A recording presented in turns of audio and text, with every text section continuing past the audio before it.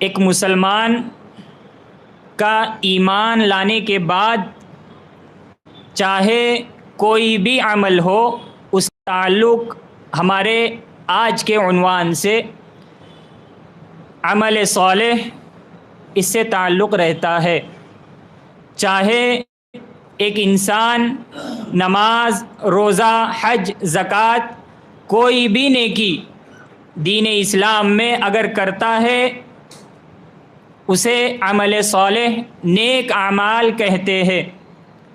انشاءاللہ کچھ ہی دیر میں ہم اس پر تفصیلی گفتگو شیخ محترم سے سنیں گے۔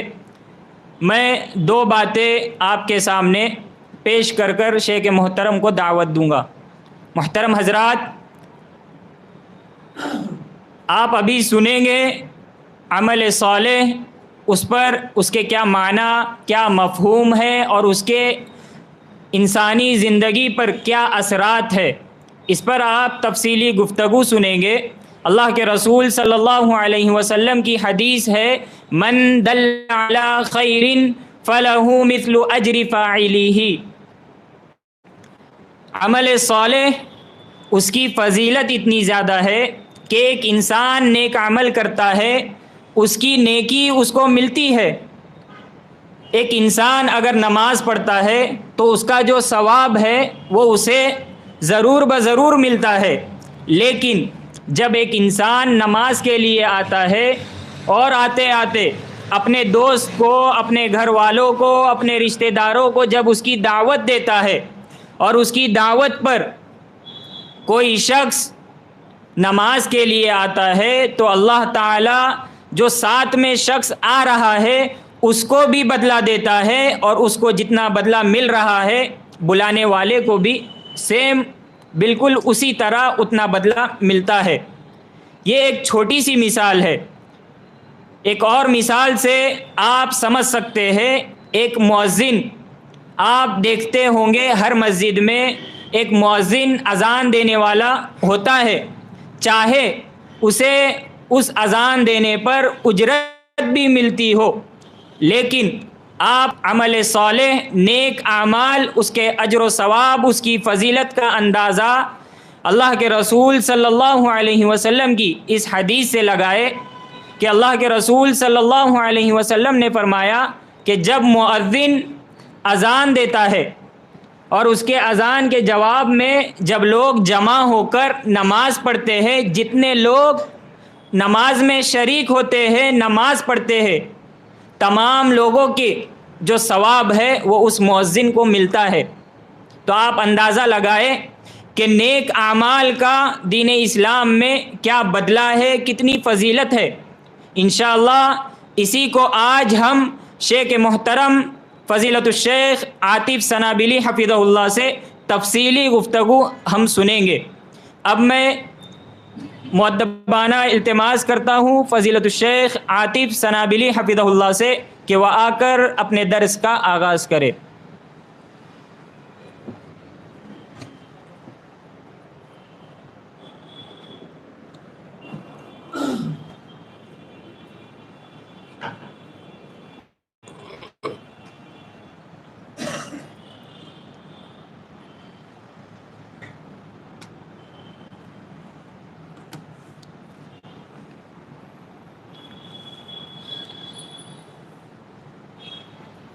السلام علیکم ورحمۃ اللہ وبرکاتہ۔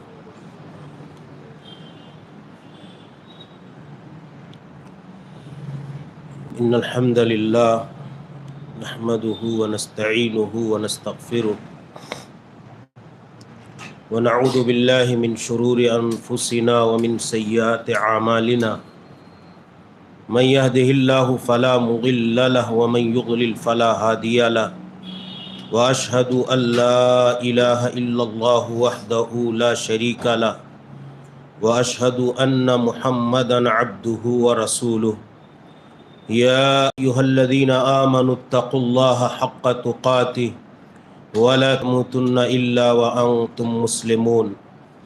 یا ایھا الناس اتقوا ربکم الذی خلقکم من نفس واحدہ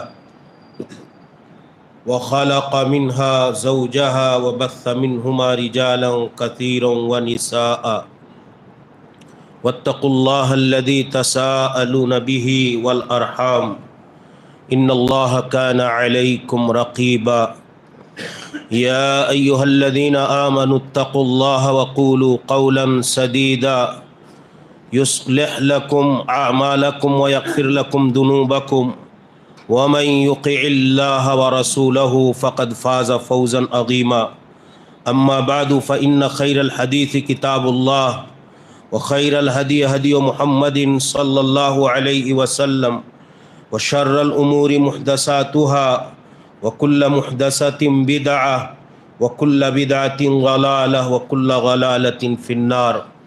أعوذ بالله السميع العليم من الشيطان الرجيم من همزه ونفخه ونفثه. بسم الله الرحمن الرحيم. والعصر إن الإنسان لفي خسر إلا الذين آمنوا وعملوا الصالحات وتواصوا بالحق وتواصوا بالصبر. وقال تعالى أعوذ بالله السميع العليم من الشيطان الرجيم من عمل صالحا من ذكر وأنثى وهو مؤمن فلنحيينه حياة طيبة وَلَنَجْزِيَنَّهُمْ أَجْرَهُمْ بِأَحْسَنِ مَا كَانُوا يَعْمَلُونَ. وقال إمامنا ورسولنا وقدوتنا محمد بن عبد الله صلوات الله وسلامه عليه النکاح من سنت اذا اراد الله بعبد خيرا استعمله. قال كيف استعمله؟ قال يوفقه لعمل صالح قبل موته. سبحانك لا علم لنا إلا ما علمتنا إنك أنت العليم الحكيم. رب اشرح لي صدري ويسر لي أمري واحلل عقدة من لساني يفقهوا قولي. حاضرین گرامی قدر، بزرگوں، نوجوان ساتھیوں، عزیزوں، جیسا کہ آپ نے سنا کہ میرا جو آج درس کا موضوع ہے عمل صالح، اور عمل صالح کہتے کسے ہیں شریعت کی اصطلاح میں، اور اس کے کرنے سے فوائد اور اثرات انسانی اور ایمانی زندگی میں، ایک مومن کی زندگی میں کیا مرتب ہوتے ہیں، کیا فائدے ہوتے ہیں. آپ دیکھیں گے کہ آج غفلت کا یہ عالم ہے کہ علم کی بڑی کثرت ہے، بہت سارے مسائل کا، بہت ساری عبادات کا، بہت ساری نیکیوں کا اور بہت سارے اعمال صالحہ کا بندوں کو علم تو ہے، لیکن اس علم کو عملی جامہ پہنانے میں اکثر لوگ غفلت کا شکار. اس کی وجہ یہ ہے کہ انسان نہ تو اپنے مقصد حیات کو سمجھتا ہے کہ اللہ تعالیٰ نے ہمیں پیدا کس لیے کیا ہے، اور نہ اسے اس بات کا ٹھوس یقین اور شعور ہے کہ وہ یہ ایمان اور یقین کے ساتھ جیے کہ مرنے کے بعد ایک آخرت کی زندگی ہے، جس آخرت کی زندگی میں یہاں کے ہمارے اعمال، ہماری انہی نیکیوں کا، اعمال صالحہ کا بیلنس اور جو ذخیرہ ہوگا وہی کام آنے والا ہے. تو اگر انسان آخرت کی زندگی کے حوالے سے، اسی لیے اللہ تعالیٰ نے قرآن مقدس میں کیا کہا، اقترب للناس حسابهم وهم فی غفلۃ معرضون. جو یہ غفلت ہے، سستی ہے، کوتاہی ہے، کہیں نہ کہیں اس آخرت کے دن اور آخرت کے دن کی جواب دہی کے احساس سے ہم غفلت میں شکار.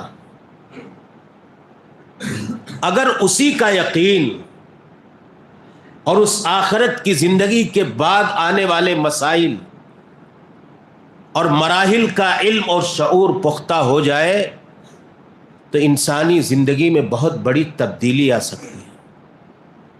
صحابہ کرام رضوان اللہ علیہم اجمعین کے یہاں جو نیکیاں تھیں، جو اعمال صالحہ تھے، جو اللہ کے رسول صلی اللہ علیہ وسلم کی اور اللہ رب العالمین کی تعلیمات پر عمل تھا، اس کی بنیادی وجہ یہی تھی کہ ان کی نگاہ میں آخرت تھی، آخرت کے دن کی کامیابی تھی، اور ان آخرت کے دن کی کامیابی کے حوالے سے فکر مندی تھی. علم کے بعد عمل کا فقدان اور عمل کے حوالے سے یہ غفلت کا منظرنامہ، یہ ہماری غفلت کا بہت بنیادی مظہر ہے. اللہ کے رسول صلی اللہ علیہ وسلم نے فرمایا کہ جہاں انسان سے اس کے زندگی کے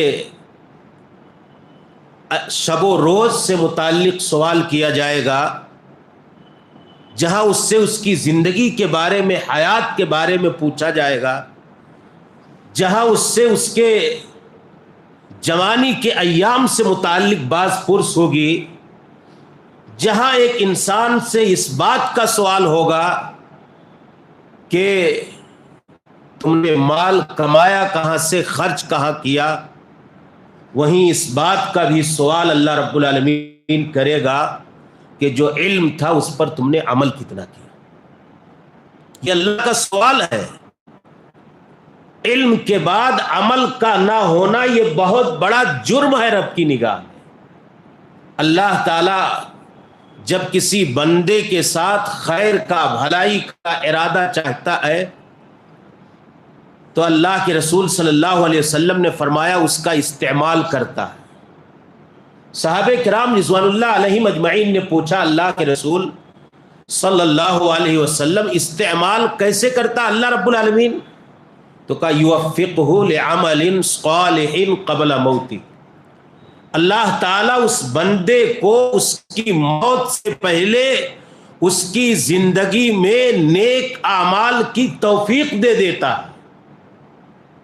عمل کی توفیق کا ملنا یہ اللہ رب العالمین کا بندے کے اوپر بہت بڑا احسان ہے میرے بھائیو. جب اللہ استعمال کرتا ہے بندے کو، خیر کا ارادہ کرتا ہے اپنے بندے کے ساتھ، تو عمل صالح کی توفیق سے نوازتا اللہ رب العالمین. اور اللہ تعالیٰ نے اسی لیے رسول گرامی صلی اللہ علیہ وسلم کی زبان رسالت مآب سے کہلوایا کہ اگر بندے کے پاس عمل صالح نہیں ہے تو وہاں کوئی حسب، نسب، خاندان، خاندانی شرافت، خاندانی درجہ کسی انسان کے کام آنے والا نہیں ہے. یہ رسول اکرم صلی اللہ علیہ وسلم کا فرمان ہے کہ کسی کے اگر کوئی چیز کام آنے والی ہے تو اس بندے کا عمل صالح ہے. من بقى به عمله لم يسرع به نسب. جس کا عمل کسی کو پیچھے کر دے گا تو اس کا خاندانی حسب، نسب، خاندانی مقام و مرتبہ اسے آگے نہیں لے جا سکتا. تو یہ اللہ کے رسول صلی اللہ علیہ وسلم کے فرمانے کا مقصد یہ ہے. آپ دیکھیں ابو جہل، ابو لہب، ابو طالب، یہ کون تھے؟ رسول اکرم صلی اللہ علیہ وسلم کے کلیدی اور بنیادی رشتہ دار ہیں، لیکن اللہ رب العالمین رسول اکرم کے رشتے اور خاندان سے ہونے کے باوجود انہیں جنت کی بو نہیں پہنچنے دے گا، جنت کی خوشبو تک نہیں آئے گی. اور وہیں بلال حبشی اب کالے کلوٹے غلام ہیں، مؤذن رسول ہیں. رسول اکرم صلی اللہ علیہ وسلم کہتے ہیں بلال تمہاری جوتیوں کی آواز ہم نے جنت میں سنی. یہ کیا ہے؟ یہ بلال حبشی کا خاندانی حسب گرچہ کمتر ہے لیکن عمل صالح اللہ اور اس کے رسول پر پختہ ایمان اور اذان جیسی عظیم نیکی ان کی زندگی کا امتیاز ہے. اس لیے اللہ رب العالمین نے ابو لہب کو تو جہنم رسید کر دیا، ابو لہب اور ابو جہل کے لیے تو ان کا ٹھکانہ بتا دیا. تبت یدا ابی لہب اللہ رب العالمین نے فرمایا کہ ان کا ٹھکانہ جہنم ہے. ما اغنی عنہ مالہ وما کسب سیصلی نارا ذات لہب وامرأتہ حمالۃ الحطب. اس کی بیوی کا بھی اللہ رب العالمین نے ذکر کیا تو اللہ کے رسول صلی اللہ علیہ وسلم نے جو فرمایا کہ حسب نسب خاندان کسی کو آگے نہیں لے جائے گا. آخرت کی زندگی میں جو کسی کو آگے لے جانے والی چیز ہے اس کا عمل صالح ہے. میرے بھائی عمل صالح کے فوائد کیا ہے آپ بتاؤ. رسول اکرم صلی اللہ علیہ وسلم کہتے ہیں کہ جب انسان مرتا ہے تو سارے لوگ اس سے بے وفائی کرتے ہیں. اگر اس کی زندگی کا کوئی وفادار ساتھی اس کے مرنے کے بعد اس کے ساتھ کھڑے رہتا ہے تو اس کا عمل صالح ہے. قبر کی زندگی میں مرنے کے بعد رسول اکرم صلی اللہ علیہ وسلم نے فرمایا یتبع المیت ثلاثہ فیرجع اثنان ویبقى واحد یرجع مالہ واہلہ ویبقى عملہ. آپ غور کریں اس نقطے پہ. رسول اکرم صلی اللہ علیہ وسلم کے اس مبارک فرمان پہ, آپ کی اس مبارک توجیہ پہ کہ رسول اکرم صلی اللہ علیہ وسلم کہتے کہ انسان کی موت اور وفات کے بعد سارے لوگ بے وفائی کر جاتے ہیں, ایک اس کا وفادار جو ثابت ہوتا ہے سب سے زیادہ اس کا قریبی رہتا ہے, اس کا عمل صالح ہے. میت کے ساتھ 3 لوگ جاتے ہیں کہ کس کا فرمان ہے؟ پیچھے پیچھے 3 لوگ یتبع المیت اہلہ ومالہ وعملہ. اس کا مال, اس کے خاندان والے اور اس کا عمل. اب آپ کے دماغ میں آئے گا کہ اس کا مال اس کے ساتھ کہاں جاتا ہے. تو شارحین حدیث نے لکھا کہ اس کے مال کا معنی یہ ہے کہ آپ دیکھیں غریب اور امیر کے جنازوں کی تعداد میں فرق ہوتا ہے کہ نہیں ہوتا ہے. تو اس کی جو تعداد ہے, بڑی تعداد, وہ اس کے مال کی بنیاد پر ہے, مالداری کی بنیاد پر ہے. اس کے مالدار ہونے کی وجہ سے اس کے ساتھ کاروباری تعلق تھا, مالی لین دین تھا, یا فیوچر میں اس کے رشتہ داروں اور ناطے داروں سے کوئی تعلق کی امید میں کسی فائدے اور منفعت کی کوئی خواہش اور تمنا ہے تو لوگ اس کی وجہ سے بھی اس کے جنازے میں شریک ہو جایا کرتے. تو یہ اللہ کے رسول صلی اللہ علیہ وسلم نے جو فرمایا اس کا مال جاتا ہے اور اس کا خاندان جاتا ہے اور اس کا عمل جاتا ہے. مال اور خاندان والے مٹی ڈال کر کے قبر کے اندر چھوڑ کر کے چلے آتے ہیں. یبقى عملہ, اس کا وہاں عمل باقی رہتا ہے جو اس کے کام آتا ہے. تو یہ سب سے بڑا وفادار ساتھی ہے. رسول اکرم صلی اللہ علیہ وسلم نے فرمایا قبر کی زندگی میں اگر کسی انسان کے کوئی چیز کام آنے والی ہے تو اس کا عمل صالح ہے. جو اللہ رب العالمین کے بندے کے ساتھ بے وفائی نہیں کرتا اور کسی بھی حال میں وہ عمل صالح اس کے ساتھ دھوکہ نہیں کرتا اور اس کا ساتھ دے کر کے رہتا ہے. بقیہ اس کے اہل و عیال اور اس کے خاندان والے, اس کے عزیز و اقارب اس کا ساتھ چھوڑ کر کے چلے آتے ہیں. میرے بھائیوں, اسی لیے اللہ رب العالمین نے ہمیں اور آپ کو عمل صالح کی تاکید کی. آپ بتاؤ کہ رسول اکرم صلی اللہ علیہ وسلم نے فرمایا کہ ان العبد المؤمن اذا کان فی انقطاع من الدنیا, کا جب بندے مومن دنیا سے اس کا تعلق کٹ جاتا ہے اور وہ آخرت کی زندگی کی طرف اپنے قدم بڑھا رہا ہوتا ہے, نزل الیہ ملائکۃ من السماء بیض الوجہ, سفید چمکدار چہرے والے فرشتے آتے ہیں. کان وجوہہم الشمس, ان کے ساتھ کفن ہوتا ہے, کپڑا ہوتا ہے بہترین جنت کے کپڑوں میں سے. چہرے ان فرشتوں کے سورج کی طرح روشن اور نمایاں اور چمکدار ہوتے ہیں. جنت کی خوشبو ہوتی ہے. جنت کی خوشبو کے لانے کے بعد اس کے قریب تر ہو کر کے بیٹھ جاتے ہیں وہ فرشتے، پھر اللہ رب العالمین ان فرشتوں کو اس کے لیے نعمتوں اور رحمتوں کے دروازے کھولنے کا حکم دیتا ہے۔ پھر رسول اکرم صلی اللہ علیہ وسلم کہتے ہیں ایک دوسری روایت کے اندر کہ یاتی ہے رجل حسن الوجہ حسن الثیاب طیب الریح، ایک فرشتہ آتا ہے کچھ جس کا چہرہ بڑا روشن ہوتا ہے، بڑا خوبصورت ہوتا ہے، کپڑا اس کا بڑا حسین اور جمیل اور پرکشش ہوتا ہے، اس کے جسم سے بڑی پیاری خوشبو آتی ہے، کہتا ہے ابشر بالذی یسرک، تیرے خوشی کے لیے جو چیز ہے تو خوش ہو جا۔ بشارت سناتا ہے وہ فرشتہ جو بڑا حسین و جمیل، بہترین کپڑے، بہترین لباس، بہترین چہرے، بہترین خوشبو والا فرشتہ اسے بشارت اور خوشخبری سناتا ہے، کہتا ھذا یومک الذی توعد، آج کا دن جس کا تجھے اللہ کی طرف سے وعدہ کیا گیا تھا کہ یہ نیکیاں کرے گا تو اللہ تجھے یہ بدلہ عطا فرمائے گا، آج تیرے ساتھ اللہ کے وعدہ کے پورا کرنے کا دن۔ تو وہ فرشتہ جو آتا ہے اس آدمی کے پاس، وہ آدمی قبر والا پوچھتا ہے من انتا، تو کون ہے؟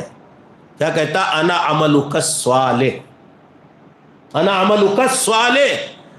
یہ جو میں حدیث پاک میں نے ذکر کیا کہ آخرت کی زندگی میں انسان کے درجات کی اور اس کے مقام اور مرتبے کی رفعت و بلندی کے لیے، اور اسی طریقے سے اس کو اعلیٰ مقام ملنے کے لیے اس کا عمل صالح اس کے کام آئے گا اور وہی اس کو آگے لے جائے گا، اس کا حسب و نسب اسے آگے نہیں لے جا سکتا ہے۔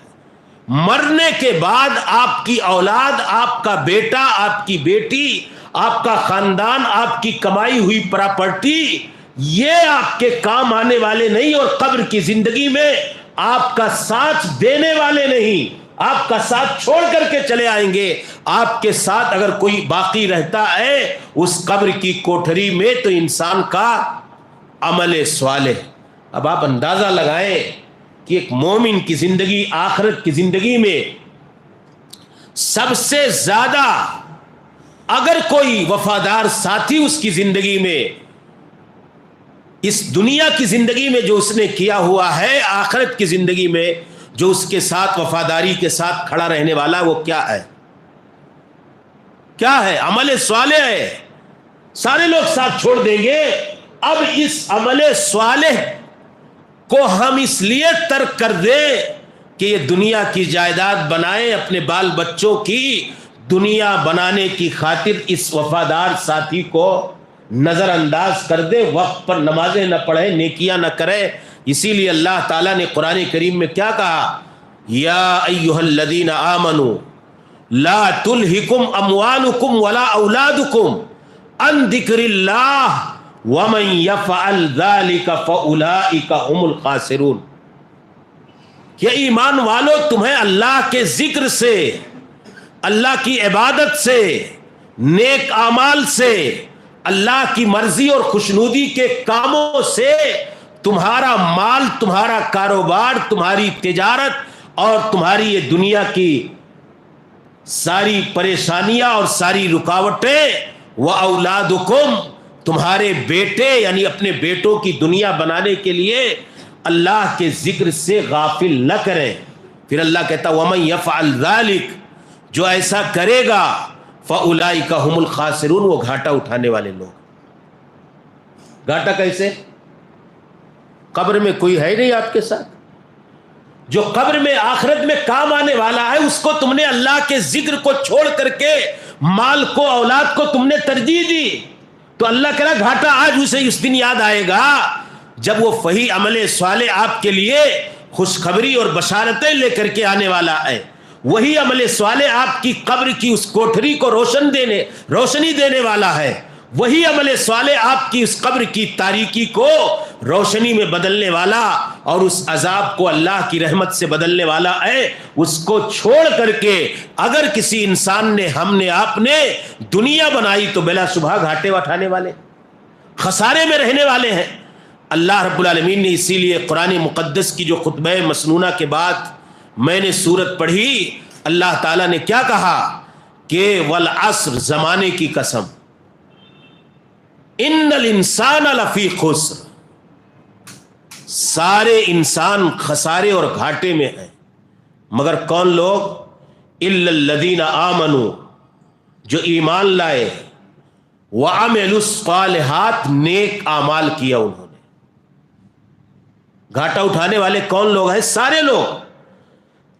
صرف کچھ لوگوں کو اللہ تعالیٰ نے مستثنا کر دیا، ایمان کے ساتھ عمل صالح، اور عمل صالح کے بعد وتواصوا بالحق، ایمان لائے، عمل صالح کیا، اور عمل صالح کے ساتھ ساتھ حق کی وصیت کی، حق کی دعوت دی، اللہ کی توحید اور پیارے رسول صلی اللہ علیہ وسلم کی سنت کی طرف لوگوں کو بلایا، اور اس بلانے میں حق کی راہ میں آنے والی مشکلات اور پریشانیوں پر اس راہ دعوت میں اور اللہ کے دین کی تبلیغ و اشاعت میں جو مصائب و مشکلات اور پریشانیاں اور آزمائشیں آئیں، اللہ کے اس بندے نے صبر کا دامن تھامے رکھا، صبر سے کام لیا، صبر کی وصیت کی، تو اللہ تعالیٰ نے کہا کہ یہ 4 صفات اگر جن کے اندر پائی گئیں، ایمان، عمل صالح، تواصی بالحق، توحید و سنت کی دعوت، اور توحید و سنت کی دعوت کی راہ میں آنے والی مشکلات پر صبر اور صبر کی وصیت کا، اگر یہ اوصاف پائے گئے تو وہی انسان کامیاب ہے، بقیہ کے سارے انسان خسارے والے ہیں۔ یہ قرآن کا فیصلہ ہے، یہ اللہ کا فیصلہ ہے۔ تو میرے بھائیوں، ایمان اور عمل صالح یہ بندے کی زندگی کی نجات کے لیے ضروری ہے، اور یہی ہمارے اور آپ کے پیدا کیے جانے کا بنیادی مقصد ہے۔ اللہ تعالیٰ نے ہم کو کھانے کے لیے نہیں، صرف کمانے کے لیے نہیں، صرف دنیا بنانے کے لیے نہیں، صرف اس دنیا کی آسائش، راحت اور عیش و عشرت کے سامانوں سے فائدہ اٹھانے کے لیے نہیں، صرف اپنی عبادت اور نیک عمل کے لیے پیدا کیا۔ یہ ایک زندگی کے وسائل ہیں، ٹارگٹ نہیں ہے مومن کا۔ زندگی جینے کا ذریعہ اور وسیلہ اور سامان ہے، اصل ٹارگٹ بندے کا، اصل مقصد حیات اور اصل مطلوب زندگی اللہ کی عبادت ہے، نیک عمل ہے۔ باعتبار عمل اللہ کے بندوں میں سب سے اچھا کون ہے؟ اس لیے اللہ نے ہم کو، آپ کو پیدا کیا، لیکن ہم نے اپنا ہدف، اپنا ٹارگٹ، اپنے زندگی کا نصب العین، اپنے زندگی کے مقصد کو بھلایا بھی، اور اپنے خود ساختہ مقصد زندگی کے راستے پر گامزن۔ وما خلقت الجن والانس الا لیعبدون، اللہ رب العالمین نے کہا کہ ہم نے جنوں اور انسانوں کو پیدا اس لیے کیا ہے کہ وہ صرف میری ہی عبادت کریں۔ عبادت کیا ہے؟ ہر وہ نیک کام، ہر وہ نیک صفت، ہر وہ نیک عادت، ہر وہ نیک قول و عمل جو اللہ کو محبوب اور پسندیدہ ہو، اور جس کے کرنے سے اللہ راضی اور خوش ہوتا۔ اسم جامع لکل ما یحبہ اللہ ویرضاہ من الاقوال الظاہرہ، من الاقوال والاعمال الظاہرہ الباطنہ۔ شیخ الاسلام ابن تیمیہ رحمت اللہ علیہ عبادت کی تشریح اور تفہیم بتاتے ہیں کہ ہر وہ ظاہری قول و عمل، ہر وہ باطنی گفتار و کردار جو اللہ کو پسند آئے بندے کی طرف سے، ہر وہ کام بندے کا اللہ کی نگاہ میں عبادت ہے۔ پیدا اللہ نے کس لیے کیا؟ عبادت کے لیے۔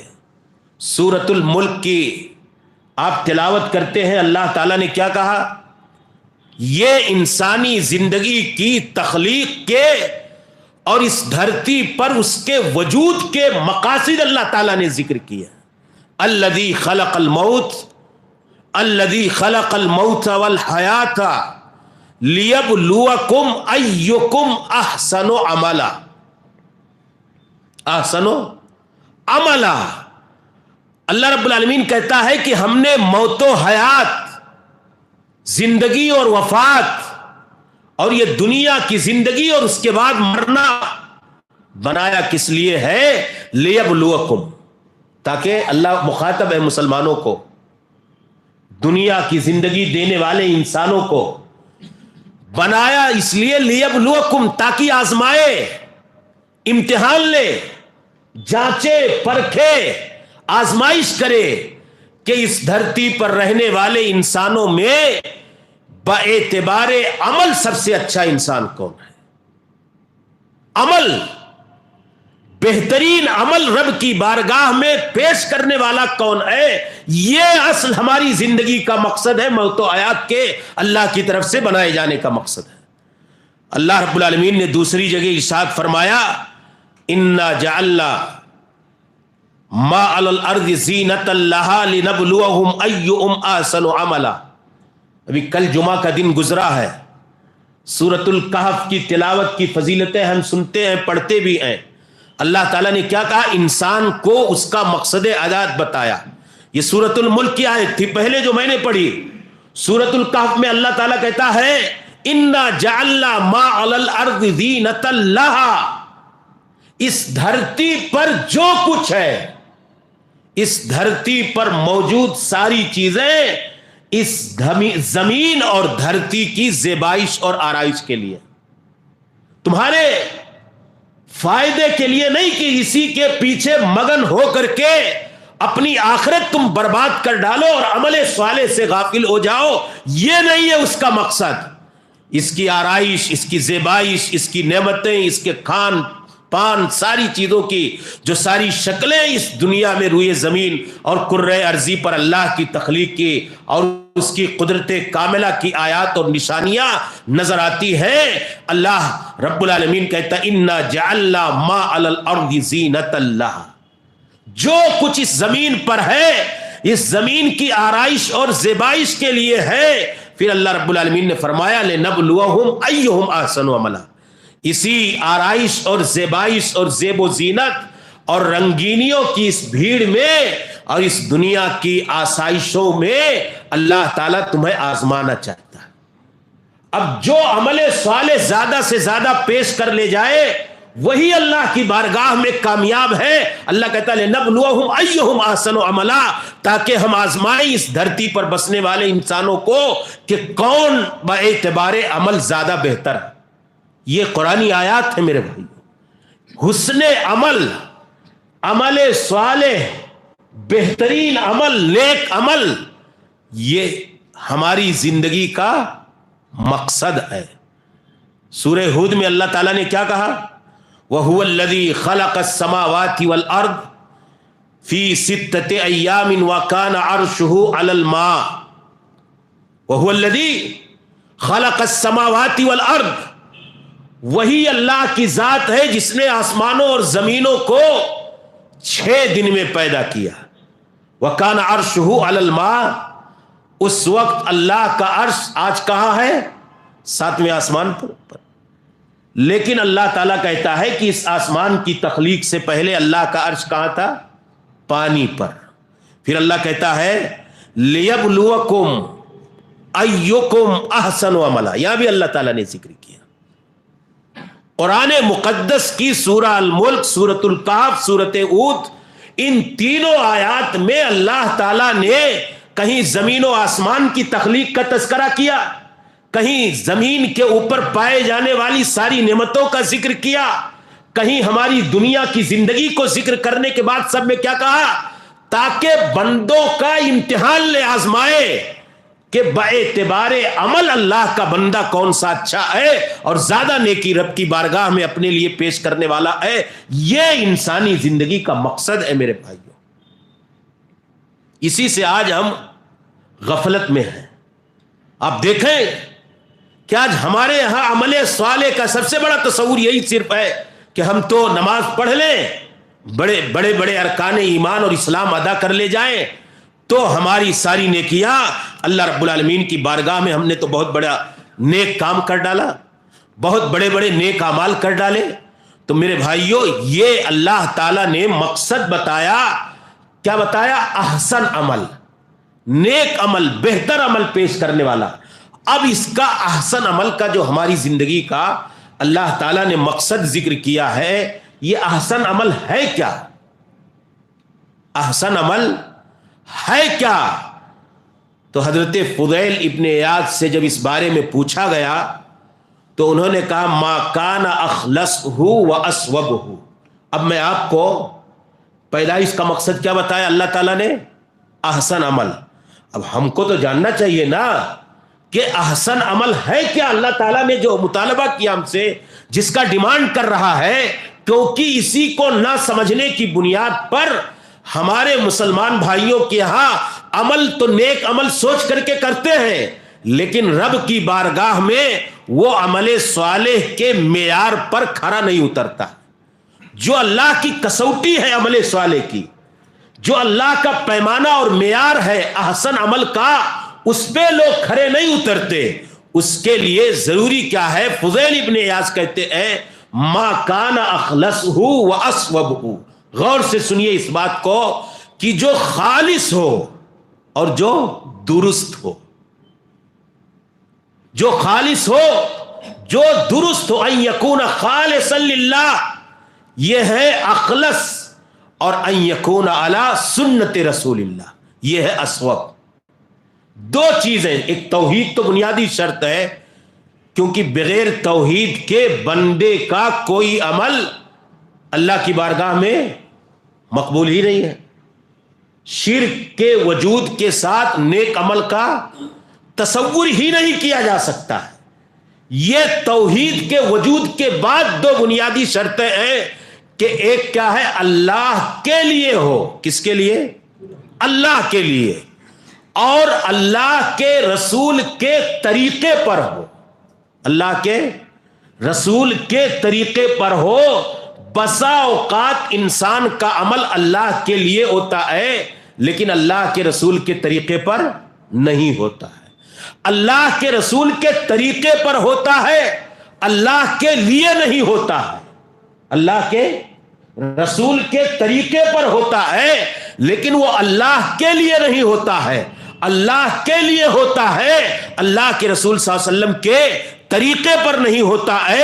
اگر دونوں میں سے کوئی ایک شرط غائب ہوئی تو اس کا وہ عمل اللہ کی بارگاہ میں احسن عمل نہیں ہو سکتا. دونوں چیزیں کیا؟ اللہ کے لیے اور طریقہ کس کا؟ رسول اکرم صلی اللہ علیہ وسلم کا. اگر ہم اللہ کے لیے کریں اور رسول اکرم کا طریقہ نہ اپنائیں تو اللہ کے نبی صلی اللہ علیہ وسلم نے فرمایا کہ ایک آدمی 60 سال تک نمازیں پڑھتا ہے لیکن اس کی نماز رب کی بارگاہ میں قبول نہیں ہوتی. کیوں؟ لا یتم الرکوع ولا یتم السجود, یتم السجود ولا یتم الرکوع. نماز تو اللہ کے لیے پڑھنے آیا ہے وہ, لیکن رسول اکرم کہتے ہیں 60 سال تک اس کی نماز پڑھی گئی, برباد ہو گئی, اس لیے کہ وہ رکوع کرتا ہے صحیح تو سجدہ نہیں صحیح کرتا ہے, سجدہ صحیح کرتا ہے تو رکوع نہیں صحیح کرتا ہے. اس کی پوری نماز رسول گرامی صلی اللہ علیہ وسلم کے طریقے پر ہونا چاہیے. ایک آدمی حج کرنے گیا, حج بڑی اچھی نیت سے کرنے گیا, لیکن وہاں جانے کے بعد کتنے لوگ ہیں ہمارے بھائی لوگ وہاں جا کر کے مینا میں, عرفات میں رسول اکرم کی سنتوں کی صریح مخالفت کرتے ہیں. اللہ کے رسول نے قصر نماز پڑھی, نہیں پڑھتے. اللہ کے نبی نے جمع بین الصلاتین کیا, میدان عرفات میں عرفہ کے دن نہیں کرتے. تو اللہ کے رسول صلی اللہ علیہ وسلم کی سنت کی مخالفت کے باعث ساری نیک نیتی کے باوجود ان کا وہ حج مقبول ہوگا؟ مقبول ہوگا؟ نہیں ہو سکتا. نیت اچھی ہے, حج کی نیت سے گیا ہے. اسی لیے ایک مومن کی زندگی میں رسول اکرم صلی اللہ علیہ وسلم کی تعلیمات اور آپ کے طریقے کا جاننا اور سیکھنا بہت بنیادی فریضہ ہے، جو واجبی علم ہے۔ عبادات کے حوالے سے بندے کے پاس اس کی عبادت کا صحیح علم ہونا چاہیے۔ ابھی اب معاف کیجئے گا مجھے، کل ہی میں اس مسجد میں داخل ہوا، ایک صاحب یہی نماز پڑھ رہے تھے خطبے سے پہلے، میں کیونکہ خطبہ زیادہ ہو گیا میں بولنے والا تھا، ان کے سجدے کی کیفیت دیکھی سنت کے طریقے پر نہیں تھی۔ رکوع میں جاتے ہوئے رکوع میں جو سنت کا مسنون طریقہ ہے رکوع کی کیفیت کا، وہ ہمارے عام مسلمان بھائیوں میں نہیں پایا جاتا۔ اب بتاؤ کہ آئے جیسے چاہا جھک لیا، جیسے چاہا سجدہ کر لیا، جہاں چاہا ہاتھ ڈال لیا، جہاں چاہا ہاتھ رکھ لیا، جہاں چاہا جس طرح انداز میں رفع یدین کر لیا، چاہا تو پیر آڑا ٹیڑھا جدھر بھی چاہا جس رخ پہ رکھ لیا۔ تو یہ ایک ایک عمل میں رسول اکرم کی سنت کی مطابقت اور اس کے نفاذ کی نہ وجہ سے بندے کا عمل ریجیکٹ ہو جاتا ہے۔ اس لیے خود سیکھیں عبادات۔ اللہ کے نبی نے حج کیا تو کہا لِتَأْخُذُوا عَنِّي مَنَاسِكَكُمْ، رسول اکرم نے کہا لِتَأْخُذُوا عَنِّي مَنَاسِكَكُمْ، مجھ سے اپنے حج کے طریقے کو سیکھ لو۔ بغیر میرے طریقے کے اللہ کے لیے کیا گیا حج تمہارا رب کی بارگاہ میں حج مقبول نہیں بن پائے گا۔ تو پتہ یہ چلا کہ اس نیت کے خلوص کے ساتھ ساتھ ایک آدمی اس کی نیت بڑی اچھی ہے۔ اللہ کے نبی صلی اللہ علیہ وسلم نے کیا کہا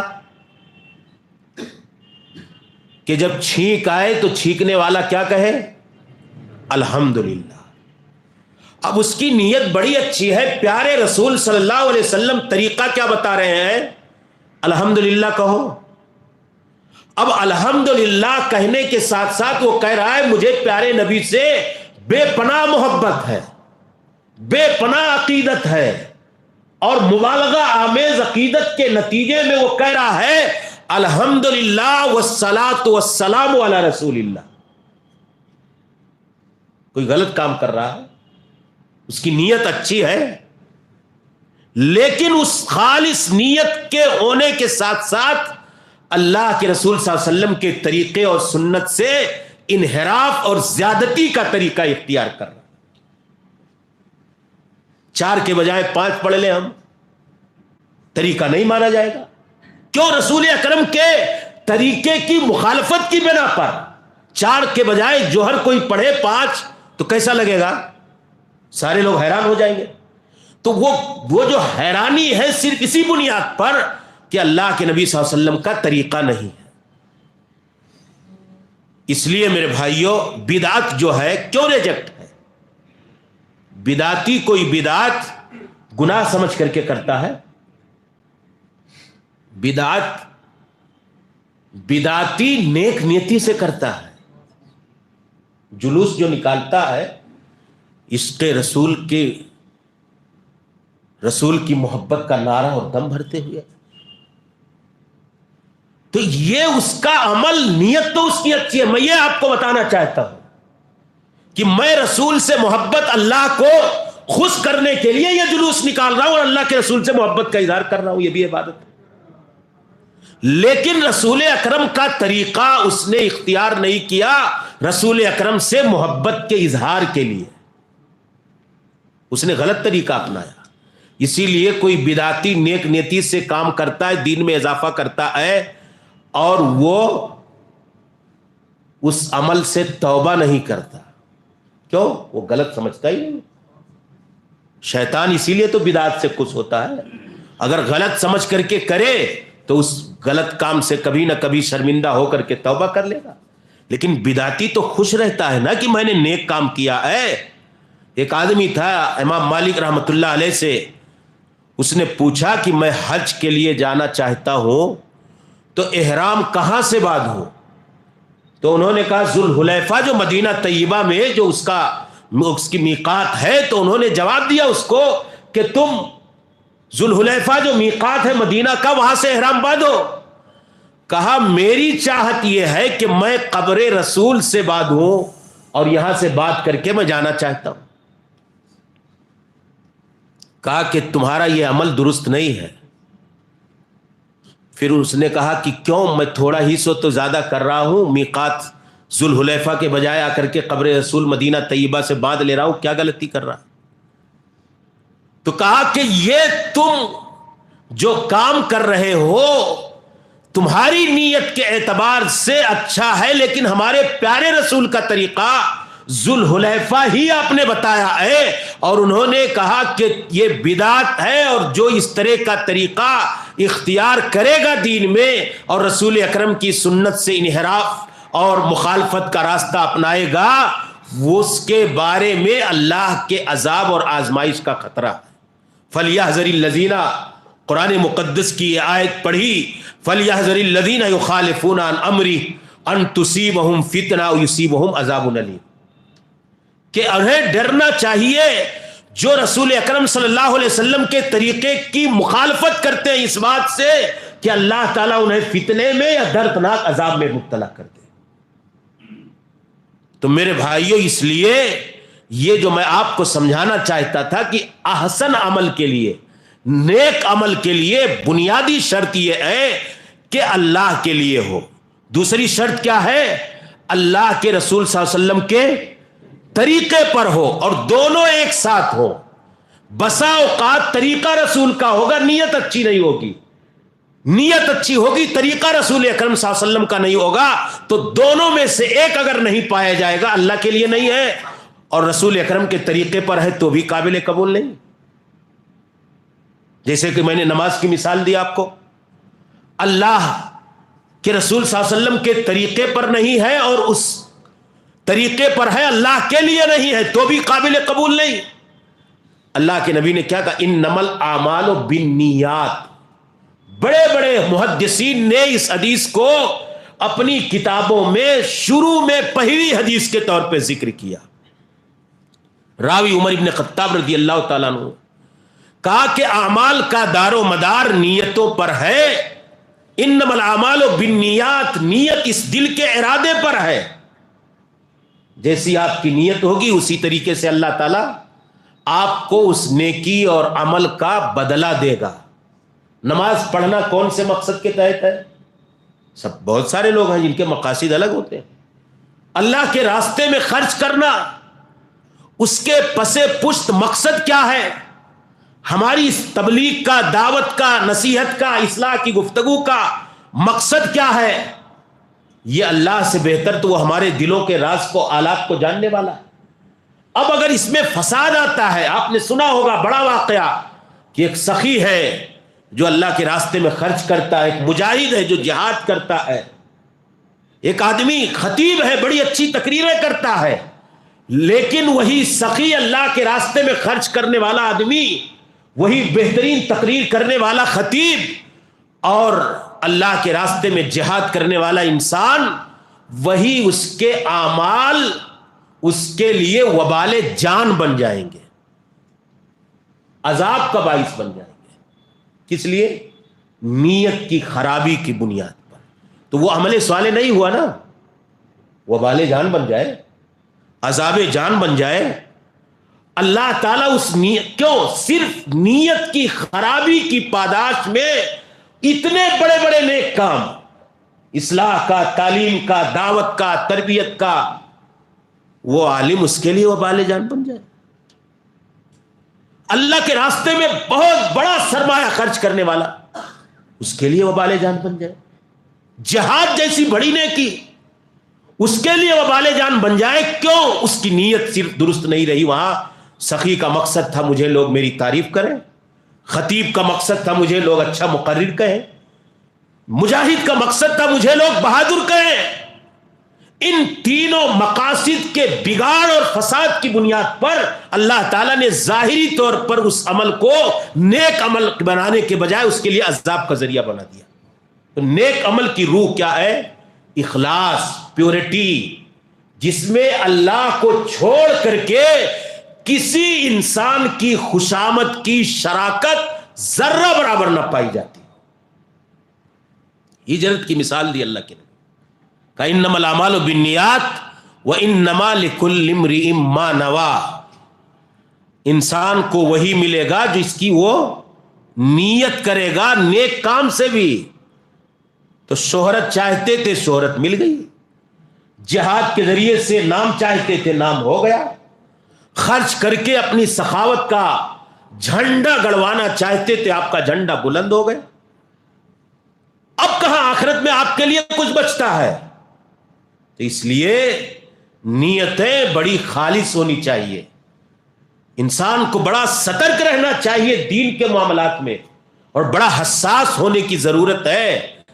بڑی بڑی نیکیوں کی رسول اکرم نے, اسی لیے چھوٹوں کی کیا اوقات, چھوٹے اعمال کی کیا حیثیت بنتی ہے. جہاد, اصلاح و تربیت, اللہ کے دین کی بالادستی کے لیے کام کرنا, یہ سارے معمولی کام ہیں.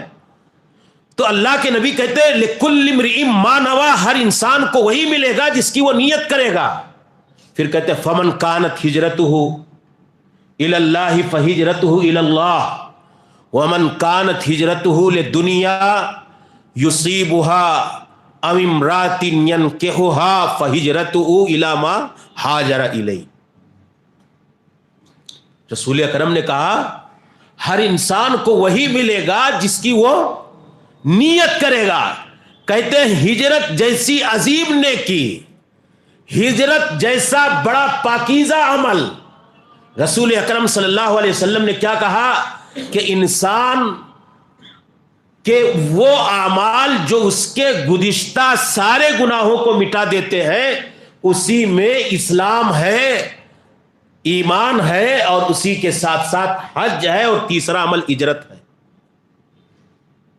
حج اور اسلام اور ہجرت اللہ کے راستے میں اس کے دین پر عمل کرنے کے لیے کسی اپنے علاقے اور بستی کو چھوڑ کر کے اللہ کے دین پر آزادی کے عمل کے لیے کہیں چلے جانا, کا یہ ہجرت بندے کے گزشتہ سارے گناہوں کو مٹا کر کے رکھ دیتی ہے. تہدم ما کان قبلہ, سارے گناہ. اب اللہ کے نبی مثال کے طور پہ سمجھا رہے امت کو کہ ہجرت جیسی عظیم نیکی اگر آدمی اللہ اور اللہ کے رسول کے لیے کیا, دین کے لیے کیا. صحابہ کے زمانے میں ہجرت بھی ایک عظیم عمل تھا, ایک بڑی نیکی تھی. صحابہ کرام بستیوں کی طرف ہجرت, دین پر عمل کے لیے حبشہ کی طرف, مدینہ کی طرف, مکہ سے ہجرت کرتے تھے. تو صحابہ کو سمجھایا کہ اگر اللہ کی خوشنودی کے لیے تمہاری ہجرت ہے تو ہجرت ہے. بسا اوقات ہجرت کرنے کے بعد کچھ لوگوں کو مال مل جاتا تھا, شادیاں ہو جاتی تھی, کسی خاتون کو نکاح میں لے لیتے تھے. تو رسول اکرم صلی اللہ علیہ وسلم نے کہا کہ اگر کسی کی ہجرت شادی کے لیے, کسی خاتون سے نکاح کرنے کے لیے, یا کوئی دنیاوی منفعت حاصل کرنے کے لیے ہے, تو تمہاری وہ ہجرت اللہ کی بارگاہ میں ہجرت نہیں ہے, وہ صرف تم نے اسی کے لیے کیا جس کے لیے کیا وہی چیز مل جائے گی. نیکی ہے بظاہر, لیکن نیت کی خرابی کی وجہ سے وہ نیکی نیکی نہیں رہ جاتی ہے. وہ عمل تو ہے عمل صالح جو اللہ کا مطالبہ ہے. کس کا مطالبہ ہے؟ عمل الصالحات اللہ تعالیٰ نے کہا ہے. احسن عمل جو میں نے بتایا قرآنی آیات کی روشنی میں, تو احسن عمل یہی ہے کہ اللہ کے لیے ہو اور اللہ کے رسول صلی اللہ علیہ وسلم کے طریقے پر ہو.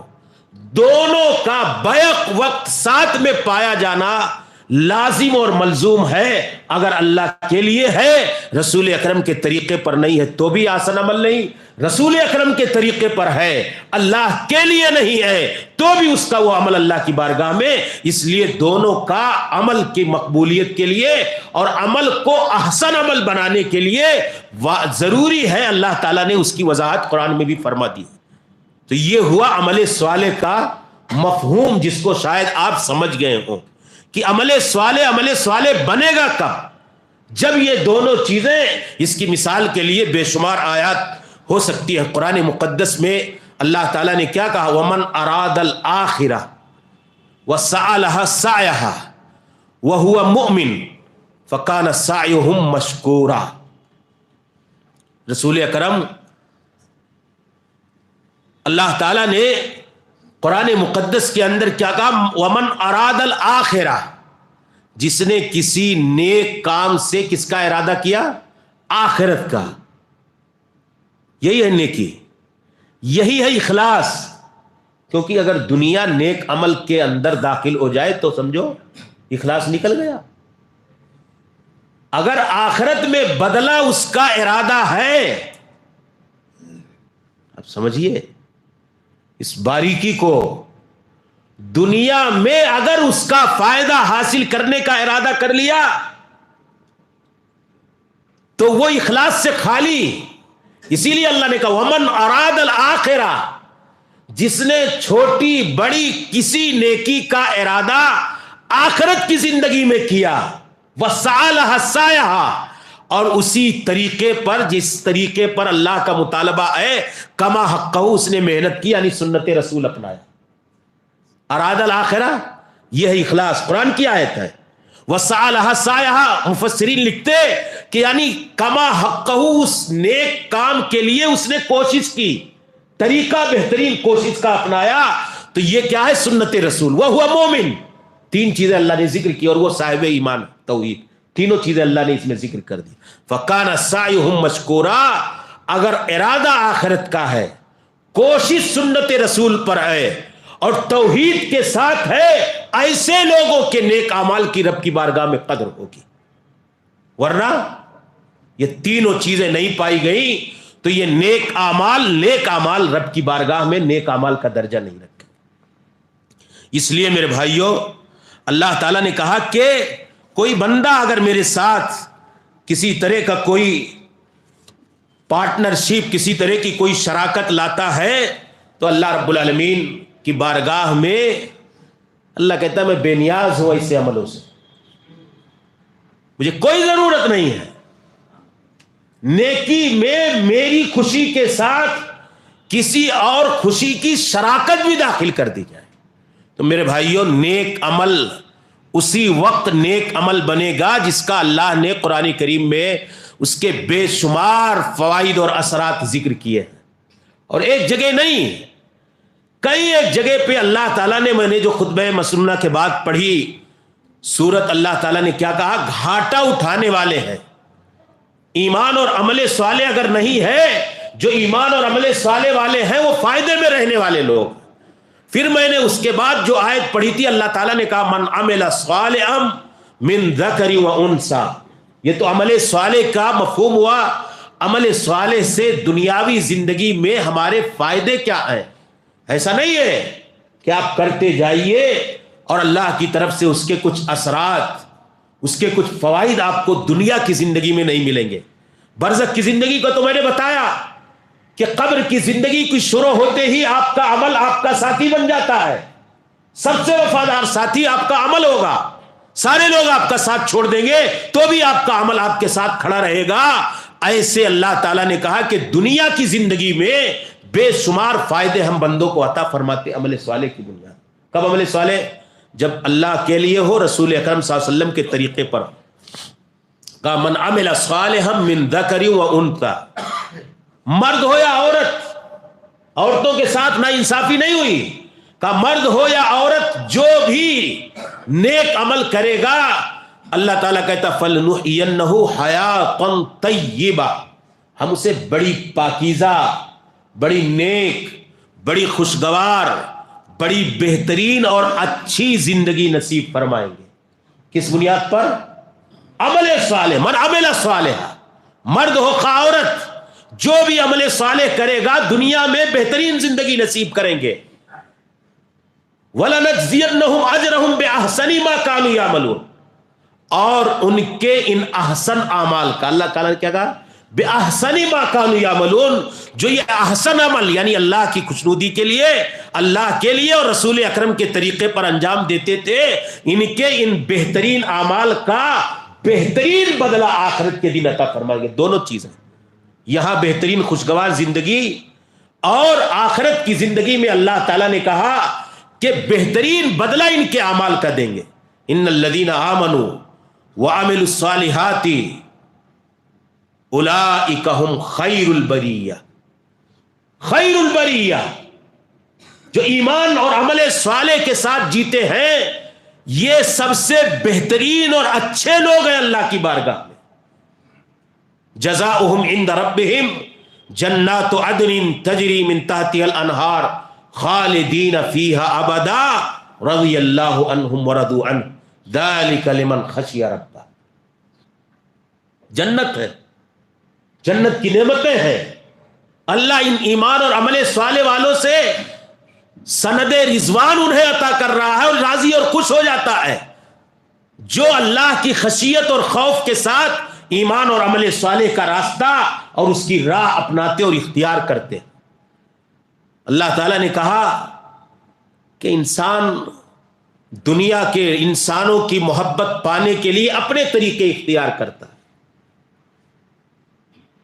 اللہ کہتا ہے کہ میں اپنے ایمان اور عمل صالح کرنے والے بندے سے محبت کرتا ہوں اور محبت کرنے کے ساتھ ساتھ اس کی محبت انسانوں کے دلوں میں ڈال دیتا ہوں.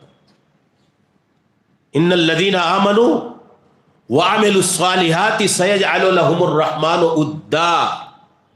ان کے چہیتے اللہ تعالیٰ پیدا کر دیتا ہے. محبت اس کو نہیں کہتے ہیں کوئی بڑا آدمی ہے تو بہت اچھے انداز میں ملنے دل میں کینہ رکھے رہے، اس کو محبت تھوڑی کہتے. محبت اندر ہوتی ہے، پیٹھ پیچھے بھی آدمی اس کو پیار محبت کے ساتھ یاد کرے. عزت بھی اسی کو کہتے ہیں، محبت بھی اسی کو کہتے ہیں. تو یہ محبت کن کو ملتی ہے؟ اللہ والوں کو، نیک عمل کرنے والوں کو، ایمان اور عمل صالح کرنے والوں کو. اللہ رب العالمین کہتا ہے کہ جب مجھے کسی بندے سے محبت ہو جاتی ہے تو میں جبریل سے کہتا ہوں کہ اے جبریل تم جاؤ اعلان کر دو آسمان والوں میں کہ مجھے فلاں بندے سے محبت ہے. پھر جبریل امین اعلان کرتے ہیں، پھر اللہ کہتا ہے جاؤ زمین والوں میں اعلان کر دو کہ فلاں بندے سے اللہ کو محبت ہے، اور جبریل تم بتا دو کہ اس بندے سے لوگ بھی محبت کریں. اللہ کہتا ہے ایمان اور عمل صالح کرنے والوں سے میں خود محبت کرتا ہوں اور اس کی محبت بندوں کے دلوں میں پیدا کرتے چلے جاتا ہوں. اللہ تعالیٰ نے کہا ان الذین آمنوا وعملوا الصالحات کانت لہم جنات الفردوس نزلا. جنت اور اس کی نعمتیں اللہ تعالیٰ نے بطور مہمانی کے کن کے لیے؟ جو ایمان لائے اور عمل صالح کرنے والے لوگ. ایسے عمل صالح کرنے والوں کے لیے اللہ تعالیٰ نے کہا کہ ان کا ٹھکانہ جنت الفردوس. رسول اکرم نے کہا جب مانگو تو کیا مانگو؟ جنت الفردوس مانگو. کئی درجات ہیں جنت کے، سب سے اعلیٰ درجہ ہائی کوالٹی جو ہے جنت کی وہ جنت الفردوس کی. یہ کن کے لیے ہے؟ کانت لہم جنات الفردوس نزلا. مہمانی کے طور پر ضیافت تکریم کے لیے ایمان کے ساتھ عمل صالح کرنے والے بندوں کے لیے اللہ تعالیٰ نے یہ جنت الفردوس تیار کر رکھی ہے. میرے بھائیوں، اللہ تعالیٰ کہتا ہے الا من تاب وآمن وعمل صالحا فاولئک یبدل اللہ سیئاتہم حسنات وکان اللہ غفورا رحیما. کوئی انسان گنہگار ہے، غلطیاں ہوئی اس کی زندگی میں، اللہ تعالیٰ کہتا ہے جو توبہ کر لے، آمنہ ایمان لے آئے، توبہ رجوع کر لے گناہ سے، ایمان اللہ پر مضبوط کر لے، وعمل صالحا نیک عمل کرنے لگے، تو اللہ کہتا ہے یبدل اللہ سیئاتہم حسنات. خالص توبہ اور سچے ایمان اور عمل صالح کا راستہ اختیار کرنے والے بندے کی برائیوں کو اللہ نیکیوں میں بدل دیتا. کن کے؟ جو نیک عمل کا راستہ اختیار کرتے. تو یہ عمل صالح کا فائدہ ہے. اللہ تعالیٰ لوگوں کی حفاظت کرتا ہے مسائل سے، مشکلات سے، آزمائشوں سے، پریشانیوں سے. آج یہ حالات کیوں ہیں دنیا میں؟ اللہ تعالیٰ نے یہ ساری چیزیں ہمارے لیے کیوں پریشانیاں رکھی ہوئی ہیں، اور اس کی حفاظت کی تدبیریں یہ ہمارے لیے ہمارے اعمال صالحہ قلع کا ذریعہ ہے، حفاظت کا ذریعہ ہے. اللہ تعالیٰ ایسے لوگوں کی اور ایسے لوگوں کے جان و مال کی، ایسے لوگوں کی عزت و آبرو کی، ایسے لوگوں کے مسائل اور مشکلات کے لیے راستے نکال دیتا ہے۔ کتنی مصیبت ہو، جو ایمان کے ساتھ نیکی کا، عمل صالح کا راستہ اختیار کرتے اللہ تعالیٰ تنگیوں سے نکال دیتا ہے۔ غار والوں کا قصہ سنا ہے آپ نے؟ 3 لوگ تھے، غار میں گئے، پناہ گزی ہوئے، چٹان آ کر کے اس غار کے منہ پر اٹک گیا، رک گیا۔ کوئی آج کے زمانے کی طرح تو موبائل کا زمانہ نہیں تھا کہ فون لگا دیں۔ بنی اسرائیل میں گھبرا گئے، نکلنے کی کوئی راہ نہیں، کوئی راستہ نہیں، کوئی آپشن نہیں۔ 3 نیک لوگ تھے۔ کون لوگ؟ جنہوں نے اپنی زندگی میں نیکیاں کی تھیں کچھ۔ تینوں نے کہا اب تو بچنے کی کوئی راہ نہیں، بچنے کا، نکلنے کا کوئی راستہ نہیں۔ اللہ تعالی سے کہا کہ اللہ، ہم نے اپنی زندگی میں جو سب سے بڑی بڑی نیکیاں، بڑے بڑے نیک اعمال کیے ہیں، اس نیک اعمال کے وسیلے سے تیری بارگاہ میں فریاد کر رہے ہیں، اللہ تو ہمارے اعمال کے وسیلے سے ہماری دعاؤں کو سن لے اور اس اعمال کے وسیلے میں اس غار کے منہ سے چٹان کو ہٹا دے۔ تینوں نے نیکی کا وسیلہ دیا۔ کیا زناکاری کے لیے سارے راستے اس کے لیے فراہم تھے۔ اس نے کہا اللہ تعالیٰ تیری خوشنودی کی خاطر ہم نے بدکاری کا راستہ اختیار نہیں کیا۔ ایک آدمی کی امانت ہمارے پاس تھی، ہم نے اس سے جو کچھ کمایا سارا کا سارا جو پراپرٹی اور جائیداد بنی، مزدور تھا میرا، اس مزدور کی مزدوری سے کچھ جانور خرید لیے اور اس جانوروں سے ایک بڑی جائیداد اور پراپرٹی تیار ہو گئی۔ اللہ تعالی ہم نے یہ تیری خوشنودی کی خاطر کیا تھا۔ ان کے نیک اعمال کا وسیلہ سن کر کے اللہ تعالیٰ نے نیکی کی بنیاد پر ان کے اس غار کے منہ سے چٹان کو ہٹا دیا اور وہ آزاد ہو گئے۔ کیا بچایا ان کو؟ ان کے اعمال صالحہ۔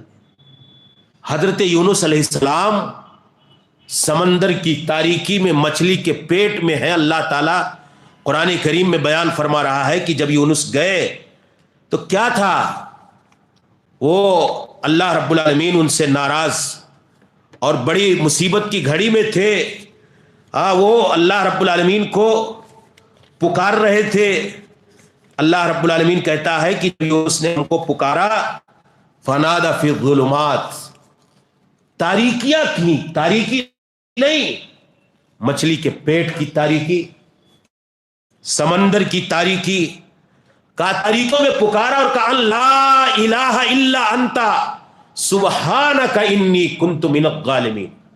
اللہ کی وحدانیت کا اقرار کیا، اللہ کی تسبیح اور پاکی بڑائی بیان کی، اپنے گناہ کا اقرار اور اعتراف کیا، وحدانیت کا اعلان، اللہ کی بڑائی، ساری نیکیاں اور توبہ، انی کنت من الظالمین، گناہ کا اعتراف، ظلم کا اعتراف، اپنے اللہ کی نافرمانی کا اعتراف، اس کا اقرار، یہ اللہ کی بارگاہ میں توبہ ہے، نیک عمل ہے۔ انہوں نے تسبیح بیان کی، نیکی کا راستہ اختیار کیا۔ کیا کہا اللہ رب العالمین نے؟ فلولا انہ کان من المسبحین للبث فی بطنہ الی یوم یبعثون۔ فلولا انہ کان من المسبحین للبث فی بطنہ الی یوم یبعثون۔ یونس مچھلی کے پیٹ میں، سمندر کی تاریکی میں اللہ تعالیٰ کو پکار رہے ہیں۔ اللہ تعالیٰ کہتا اگر انہوں نے تسبیح نہ بیان کی ہوتی، اللہ کی پاکی اور بڑائی نہ بیان کی ہوتی، تو اسی مچھلی کے پیٹ میں سارے انسانوں کے لیے جب دوبارہ زندہ کیے جانے کا قیامت کا دن آتا، اسی میں رہتے۔ کس چیز نے نکلوایا؟ اللہ تعالیٰ کیا کہتا؟ اللہ کی تسبیح کا عمل، اللہ کی پاکی کا عمل، پاکی بیان کرنے کا نیک عمل۔ فلولا انہ کان من المسبحین، اگر وہ تسبیح بیان کرنے والوں میں سے نہیں ہوتے تو اللہ تعالیٰ اسی مچھلی کے پیٹ میں قیامت کے دن تک انہیں رکھتا۔ یہی تسبیح کا نیک عمل، پاکی بیان کرنے کا نیک عمل، انہیں اس مچھلی کے پیٹ کی تاریکیوں سے نکالنے کا سبب اور ذریعہ بن گیا۔ تو اللہ مشکلات کو ٹال دیتا ہے نیک اعمال کی یہ اثرات ایک مومن کی زندگی میں مرتب ہوتے ہیں اگر ہم نیکی کا راستہ اختیار کر کے اپنے مصیبتوں کا مداوا اور علاج کریں تو اللہ اس کے لیے راستہ پیدا کر دیتا. یہ عمل صالح کا فائدہ. اللہ تعالیٰ عمل صالح اگر کوئی کرتا ہے، اگر باپ کرے، دادا کرے، پڑدادا کرے، تو اس کی جنریشن اور آنے والی نسل کی اللہ تعالیٰ حفاظت کرتا ہے. نیک آدمی، نیک عمل کے ساتھ جینے والا، اگر کوئی اپنے پرانے ہمارے بزرگوں میں، باپ داداؤں میں کوئی ہے تو اس کے اس نیکی اور عمل صالح کے طفیل میں، اس کی برکت میں اللہ تعالیٰ آنے والی نسلوں کی حفاظت فرماتا ہے. وَأَمَّا الْجِدَارُ فَكَانَ لِغُلَامَيْنِ يَتِيمَيْنِ فِي الْمَدِينَةِ وَكَانَ تَحْتَهُ كَنْزٌ لَهُمَا. سورۃ الکہف پڑھتے ہیں، جو قصے اللہ تعالیٰ نے سورۃ الکہف میں ذکر کیے، اس میں ایک قصہ جب خضر اور موسیٰ ساتھ میں چل رہے تھے تو حضرت خضر نے اس ٹیڑھی دیوار کو سیدھی کر دی اور حضرت موسیٰ ناراض بھی ہوئے، ہے نا.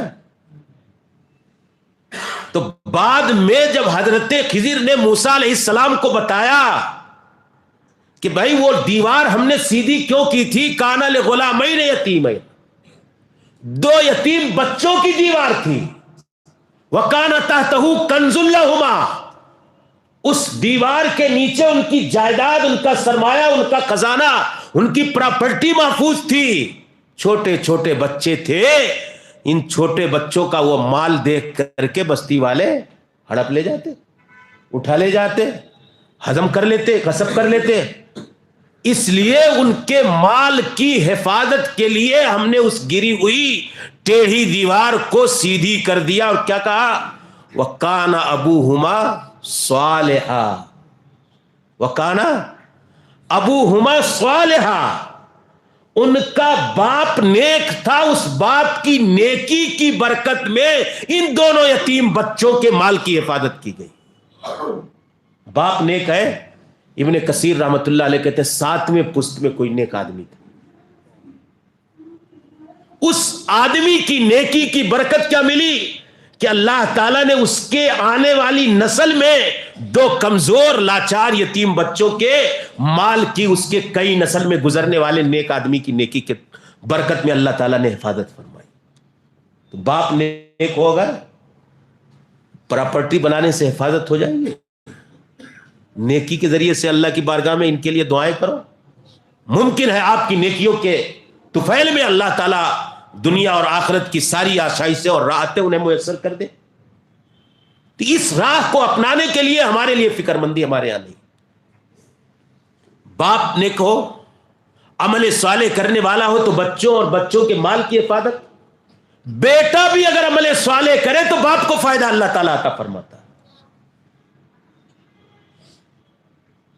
بیٹا اگر نیک عمل کرے تو اللہ تعالیٰ اس کا بھی بچے کو فائدہ پہنچاتا ہے.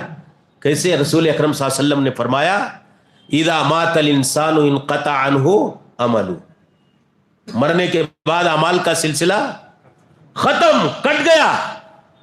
اب کوئی عمل اس کے رجسٹر میں درج ہونے والا نہیں ہے.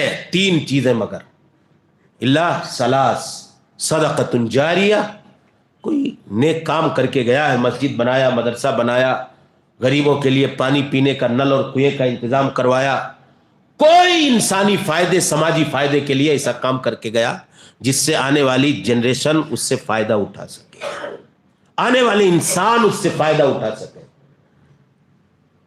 آنے والے لوگ اس سے فیض یاب ہو سکیں. تو یہ صدقہ جاریہ.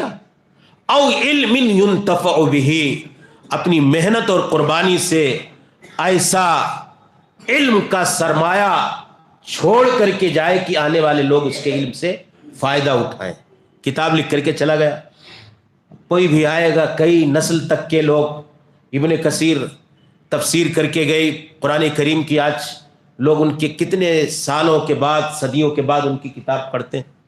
امام بخاری رحمۃ اللہ علیہ صحیح بخاری جمع کر کے گئے، سارے مسلمان اپنے ممبر و محراب پر ان کی اس مشقت کا ایک ایک حدیث کے لیے کتنی جافشانیاں برداشت کی، کئی سو میل کا سفر کیا ہے. تو اس محنت کے نتیجے میں ایسا علم چھوڑ کر کے گئے کہ آج ہم بخاری کا حوالہ دیتے ہیں، آپ بخاری کا حوالہ مانگتے ہیں۔ تو یہ بہت بڑا اپنے لیے علم کا سرمایہ جو ان کے لیے نفع بخش ہے، آج تک اس کا ثواب جاری ہے، ثواب جاریہ۔ اور جب تک یہ کتاب انشاءاللہ قیامت تک زندہ رہے گی، پڑھی جائے گی، تو اس کا ثواب ان کے حق میں درج ہوتا رہے۔ پھر کیا کہا؟ او ولد صالح، نیک لڑکا، یہ مان لے استشہاد، نیک لڑکا، یدعو لہ، باپ کے لیے، ماں کے لیے، اپنے والدین کے لیے دعا کرے مغفرت کی، اللہ تعالیٰ اس کی دعا اس باپ اور ماں کے حق میں قبول کرتا ہے۔ تو گویا کہ نیک لڑکا ماں اور باپ کے لیے فائدہ مند ہے، یہ عمل صالح۔ ولدین نہیں کہا، ولدین صالح، عمل صالح کرنے والا لڑکا عمل صالح کرے گا تبھی تو دعا مانگے گا۔ اپنے لیے دعا کی نہیں توفیق ہو پاتی ہے تو اماں ابا کے لیے کیا مانگے گا؟ اس لائق ہے ہی نہیں ہے؟ تو باپ عمل صالح کرنے والا تو آنے والی نسلوں کی اللہ حفاظت کرتا ہے، ان کے مال و دولت اور سرمایے کی حفاظت کرتا ہے۔ بیٹا نیک ہو جائے صالح کرنے والا تو اللہ تعالیٰ اس کا فائدہ باپ کو پہنچاتا ہے۔ رسول اکرم نے فرمایا ان الرجل لترفع درجته فی الجنہ فیقول ان ھذا، ایک آدمی اس کا درجہ بلند کر دیا جاتا ہے تو اللہ تعالیٰ سے کہتا ہے کہ اللہ فرشتوں سے کہتا ہے کہ یہ درجہ ہمیں کہاں سے مل گیا، ہم تو اس کے حقدار نہیں تھے، اتنا بلند مقام ہمیں کہاں سے ملا؟ تو ان ھذا، اللہ رب العالمین یہ مقام ہمیں ملا کہاں سے؟ فیقال باستغفار ولدک لک، یہ جو تمہارا درجہ ہے، تمہاری بلندی ہے، تمہیں جو نیک درجات اللہ رب العالمین نے عطا کیے ہیں، یہ تمہارے بچوں نے تمہارے حق میں نیک دعائیں کی ہیں، مغفرت کی دعائیں کی ہیں، اس لیے اللہ رب العالمین نے تمہارے درجات کو بلند کر دیا۔ تو میرے بھائیوں، بچوں کی دعا کے نتیجے میں اللہ تعالی باپ کے درجے کو بلند فرما دیتا ہے نیکی کی بنیاد پر۔ اس لیے میرے بھائیوں، عمل صالح کی حیثیت کو سمجھو، یہی آپ کا ذخیرہ اور بیلنس ہے۔ عمل صالح، المال والبنون زینت الحیات الدنیا والباقیات الصالحات خیر عند ربک ثوابا وخیر عملا۔ مال، لڑکے، اولاد، یہ دنیاوی زندگی کی آرائش زیبائش ہے۔ والباقیات الصالحات، جو آپ کی کرنسی اصل ہے، جو آپ کا ذخیرہ اصل ہے، جو آپ کا سرمایہ اصل ہے، جو آپ کی دولت اصل ہے، جو آپ کے کام آنے والا ہے، جو باقی رہنے والا ہے، وہ آپ کے نیک اعمال ہیں۔ خیر عند ربک، اور تمہارے رب کے نزدیک سب سے بہترین یہی ہے، ثواباً، بدلے کے اعتبار سے، تمہارے اللہ رب العالمین کے اجر و جزا کے اعتبار سے تمہارے لیے سب سے بہترین یہی تمہارے نیک اعمال، باقیات الصالحات۔ اس لیے میرے بھائیوں، عمل صالح کی عظمت کو سمجھو۔ بندہ اللہ رب العالمین سے کہے گا کہ اللہ رب العالمین ہمیں موقع دے دے، لا تلہکم اموالکم ولا اولادکم عن ذکر اللہ ومن یفعل ذلک فاولئک هم الخاسرون۔ اس کے پہلے اللہ رب العالمین نے کیا کہا کہ جب ان کی موت آتی ہے تو کیا کہتے ہیں اللہ تعالیٰ؟ مجھے دوبارہ زندگی دے دے، فاصدق واکن من الصالحین، دوبارہ زندگی دے دے، کیا کریں گے؟ صدقہ کریں گے جا کر کے۔ دنیا کی زندگی میں تو ہم نے نہیں کر پائے، نہیں کیا، اب ندامت ہو رہی ہے، پچھتاوا ہو رہا ہے، شرمندگی ہو رہی ہے۔ اللہ تعالیٰ مال دے دے، فاصدق، میں صدقہ کروں گا، واکن من الصالحین، میں نیک عمل کرنے والوں میں سے بن جاؤں گا، لیکن کوئی فائدہ ملے گا؟ کلا انہا کلمۃ وہو قائلها۔ اللہ تعالیٰ کہتا ہے اب چڑیا چگ گئی کھیت تو پچھتائے کا ہوت۔ مولوی سناتا تھا کہ مرنے سے پہلے عمل صالح کر لو، قرآن پڑھتے تھے، تب تو سوچے کہ ابھی بہت دن باقی ہے، دیکھیں گے ریٹائرمنٹ کی عمر میں۔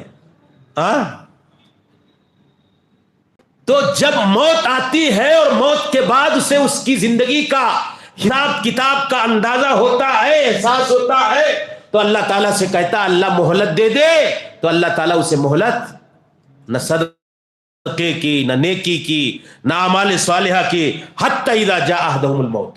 اللہ تعالیٰ کہتا ہے جب کسی کے پاس موت اس کی نگاہوں کے سامنے ہوتی ہے، قال رب ارجعون۔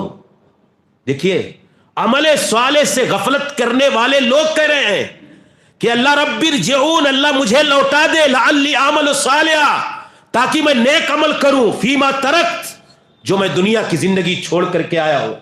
دے گا اللہ مہلت؟ اللہ کہہ رہا ہے کلا انہا کلمۃ ہوا قائلھا، اب اسے کوئی مہلت نہیں دی جانے والی ہے، یہ تو ایک بات ہے جو کہہ لے رہا ہے، ہم سن لے رہے ہیں، اب اسے کوئی مہلت اور فرصت نہیں دی جائے گی۔ وَمِن وَرَائِهِمْ بَرْزَخٌ إِلَى يَوْمِ يُبْعَثُونَ، اور ان کے پیچھے اب ایک برزخ کی زندگی ہے، کب تک؟ جب تک سارے انسانوں کو دوبارہ زندہ نہیں کیا جائے گا۔ اب جھیلو، آ گئے ہو، عمل صالح کر کے آتے تو قبر تمہارے لیے جنت نما بن جاتی، جنت کا لباس پہن کر کے فرشتہ تمہارے پاس آتا اور جنت کی کھڑکیاں کھول دیتا۔ اب تم عمل صالح نہیں کیے ہو، جہنم کا فرشتہ آئے گا، لیکن وہاں ندامت، پشیمانی، پچھتاوا، شرمندگی اور اللہ سے دوبارہ زندگی کا مطالبہ کوئی کام آنے والا نہیں۔ کہتا اللہ تعالیٰ وَهُمْ يَسْتَرِخُونَ فِيهَا، جہنمی جہنم میں چلا رہے ہیں، کون؟ جو غفلت کی زندگی گزار رہے ہیں، ربنا اخرجنا نعمل صالحا۔ کون کہہ رہے ہیں؟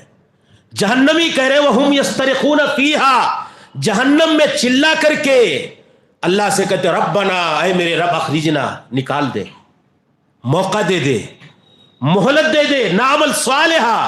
یہی عمل صالح جس کے فوائد، جس کی اہمیت، جس کی ضرورت آپ کے سامنے ذکر کی گئی، کہ یہی عمل صالح جس سے ہم غفلت کا شکار ہیں، جس کے بارے میں اللہ کی بارگاہ میں جواب دہ ہونا ہے، اور جس کے لیے اللہ تعالیٰ نے ہم کو پیدا کیا ہے، اسی عمل صالح، نیک عمل سے جو غفلت برتیں گے تو اللہ سے کہیں گے وہاں جب بدعملی کی سزا ملے گی، اللہ ہمیں نکال دے، نعمل صالحہ، ہم نیک عمل کریں گے، غیر الذی کننا نعمل، جو بدعملی کرتے تھے اس کو چھوڑ کر کے نیک عمل کریں گے۔ اللہ تعالیٰ کہتا ہے ہم کہیں گے اولم نعمرکم ما یتذکر فی، دنیا کی اتنی لمبی زندگی تمہیں دی تھی، دنیا میں اتنی لمبی عمر عطا کی تھی، اس میں نہیں کچھ سمجھ میں آیا تھا تم کو؟ یہ اللہ کا فرمان ہے۔ وہاں جب سمجھایا جاتا تھا، آخرت کی زندگی یاد دلائی جاتی تھی، موت کے بعد آنے والی زندگی کی تیاری کی بات کہی جاتی تھی، تو ہم نے دنیا میں ایک عمر تمہیں عطا کیا تھا، اور ما یتذکر فی، وہ دنیا کی نصیحتیں تمہارے کام نہیں آئیں، تمہارے وجاءکم النذیر، ڈرانے والا آیا تمہارے پاس۔ مولوی آتا تھا جہنم پر تقریریں کرتا تھا، مولوی آتا تھا موت پہ تقریریں کرتا تھا، مولوی آتا تھا عذاب قبر پہ تقریریں کرتا تھا۔ ہاں، کوئی فرق نہیں عملی زندگی میں، یہ اللہ کا فرمان۔ نذیر کون ہے؟ وجاءکم النذیر، قرآن اور احادیث کی باتیں تمہیں جنت، جہنم، آخرت، قبر، پل صراط، میزان، نامہ اعمال کے بارے میں بتائی جاتی تھیں، لیکن کوئی فرق نہیں پڑتا تھا تمہیں۔ یہ اللہ تعالیٰ کہتا ہے تمہارے پاس ڈرانے والا آیا، فذوقوا فما للظالمین من نصیر، چکھو اللہ کے عذاب کا متاع، اب تمہارے لیے کوئی یار و مددگار نہیں، ظالموں کا کوئی یار و مددگار نہیں ہے۔ تو میرے بھائیوں، وہ دن آئے کہ اللہ کی بارگاہ میں ہم پچھتائیں، اس سے پہلے یہ جو معمولی دنیا کی زندگی ہے عمل صالح کے لیے، ہم اللہ کی بارگاہ میں زیادہ سے زیادہ نیک اعمال پیش کریں۔ یہی ہماری پیدائش کا، یہی ہماری تخلیق کا، یہی ہمارے اس دھرتی پر وجود کا بنیادی مقصد ہے کہ اللہ ہم سے ہمارے اعمال میں ہمارا امتحان لینا چاہتا ہے کہ بندوں میں زیادہ سے زیادہ بہتر نیک عمل کرنے والا کون ہے، اور ان نیک اعمال کی توفیق انہی کو ملتی ہے جو اللہ رب العالمین کی توفیق پا جاتے ہیں، جن کے ساتھ اللہ خیر کا ارادہ کر لیتا ہے، ورنہ جو اللہ کے عذاب کا، اس کی ناراضگی کا شکار ہیں، انہیں اللہ تعالیٰ نیک اعمال سے محروم کر دیتا ہے۔ اسی لیے ہم اللہ سے دعا بھی مانگیں کہ اللہ ہم سب کو اعمال صالحہ کی توفیق دے۔ رسول اکرم صلی اللہ علیہ وسلم فجر کی نماز کے بعد جو دعائیں پڑھا کرتے تھے، اس دعاؤں میں ایک دعا، اس کا ایک حصہ یہ بھی تھا، اتنے بڑے نیک پیغامبر اور پیغمبروں کے سرتاج اور سردار کہتے تھے اللہم انی اسألک علما نافعا ورزقا طیبا وعملا متقبلا. مقبول عمل کی اللہ تعالی ہمیں عمل علم نافع یعنی ایسا علم دے جو فائدہ پہنچائے اور ایسے عمل کی توفیق دے جو تیری بارگاہ میں مقبول ہو جائے. تو یہ اللہ کے نبی کی دعا عمل کی دعا ہوتی تھی. ہم اللہ سے دعائیں مانگیں کہ اللہ تعالی ہم سب کو نیک عمل کی توفیق عطا فرمائے. نیک عمل اللہ کی توفیق ہی سے حاصل ہونے والے ہیں اور یہی ہمارا ذخیرہ ہے. یہی ہمارے قبر کی زندگی میں ہمارا ساتھی بن کر کے آنے والے ہیں. سارے لوگ ساتھ چھوڑ دیں گے, یہی عمل صالح ہی ہمارا وفادار ساتھی ہوگا. یہ اللہ کے اس فرمان کو خالی ہم سمجھ لیں پھر ہمارے لیے بہت بڑا عبرت کا سامان ہو جائے گا.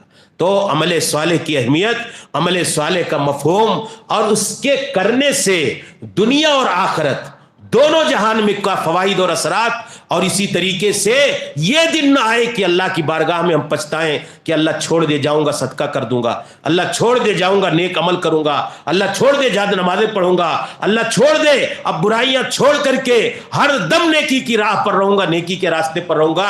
وہ اللہ تعالیٰ مہلت دینے والا نہیں ہے. اس لیے میرے بھائیوں اس پچھتاوے اور مواخذے اور گرفت اور شرمندگی کے دن سے ہم اس سے قبل اپنی آخرت کی زندگی کی تیاری کے لیے اعمال صالحہ کا ذخیرہ کریں اور اللہ سے دعا کریں کہ اللہ رب العالمین ہم سب کو نیک عمل کی توفیق عطا فرمائے, اعمال صالحہ کے راستے پر چلنے کی توفیق عطا فرمائے.